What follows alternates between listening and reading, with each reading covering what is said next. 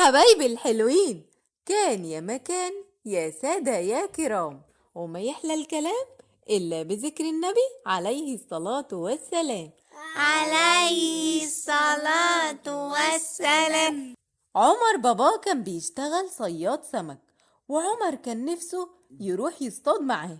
بابا وعده إنه هيروح معاه في الأجازة، وعمر كل يوم كان بيستنى الأجازة تيجي عشان يروح يصطاد. وبعد فترة الأجازة جت، وعمر جهز نفسه لرحلة الصيد الجميلة.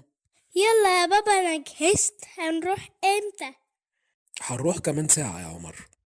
المهم طلع يصطاد، وهم في الطريق السما غيمت والموج بقى عالي، وأبوه قال له: شكلنا مش هنعرف نصطاد يا عمر، السما مغيمة وشكلها هتشتي. فعلا كلام بابا طلع صح، وبعد دقايق الدنيا بقت بتشتي والموج يعلى أكتر وأكتر. عمر زعل جدا ونزل الأوضة اللي جوه المركب عشان هدومه ما تتغرقش، وقال ينام لأن اليوم خلاص كده راح عليهم.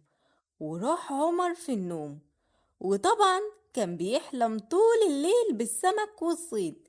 وتاني يوم صحى عمر على صوت أبوه وهو بيقوله: عمر عمر يلا اصحى يا عمر، يلا عايزين نصطاد، الجو حلو قوي النهاردة.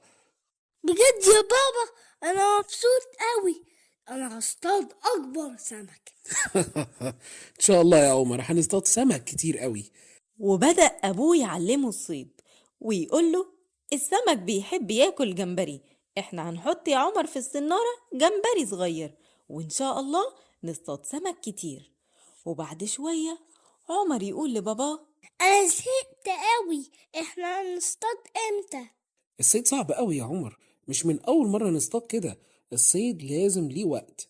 وبعد شوية عمر لقى أبوه بيقوله: انا اصطادت سمكة شكلها كبيرة وجميلة. هي هي دي فعلا سمكة كبيرة وجميلة. وبعد فترة طويلة عمر وقف يصطاد مع أبوه. الحمد لله ربنا كرمهم بسمك كتير جدا، وعمر راح لمامته فرحان قوي. ماما يا ماما، تعالي شوفي السمك اللي احنا اصطادناه النهاردة. الله يا عمر، ايه الجمال ده، ما شاء الله السمك كبير وجميل. أنا هعمل لكم على الغدا أحلى سمك. قول لي يا عمر، اتعلمت ايه من قصة النهاردة؟ لازم اصبر عشان اخد اللي نفسي فيه، والصيد بيعلم الصبر.